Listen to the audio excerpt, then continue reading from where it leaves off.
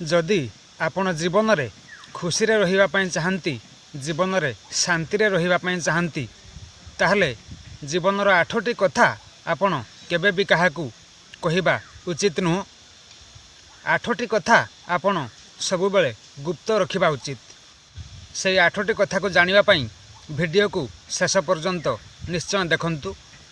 प्रथम रे आपण आपणक दाम्पत्य जीवनर कौनसी भी कथा केबे भी काहाकू कहंतु नाही किंबा आपणक पारिवारिक जीवनर कौनसी घटना केबे भी काहा आगरे प्रकाश करिबा उचित नुह।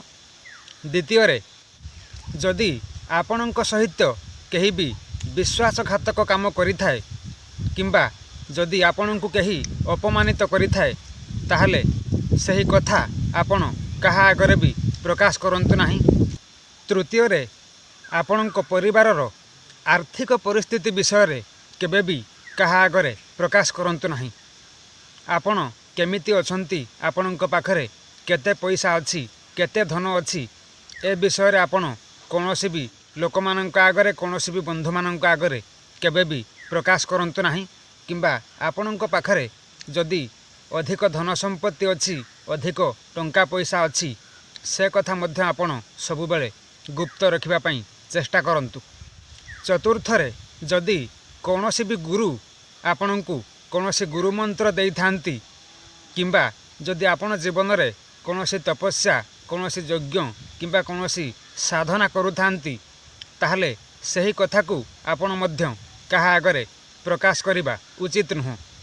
से कथा को आपण सबु बेले गुप्त रे रखिबा उचित।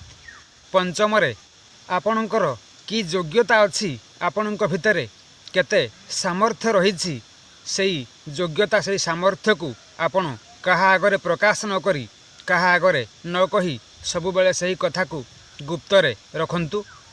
षष्ठ रे जदि आपण काहाकू किछि भी केबे भी दान करिथांती किंबा आपण अन्य कोनोसी व्यक्ति को जदि कोनोसी साहाय्य करिथांती किंबा अन्य कोनोसी व्यक्ति विशेषर जदि आपण केबे भी परोपकार करिथांती ताहले सही साहाय्य सही दान किंबा आपण करिथिबा परोपकार विषय रे केबे भी काहा निकटरे प्रकाश करिबा उचित नुह।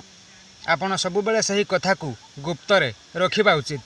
सप्तम रे निज मन भितरे थिबा कथा निजर अंतर कथा आपण केबे भी काहाकू खोली कहिबा उचित नुह।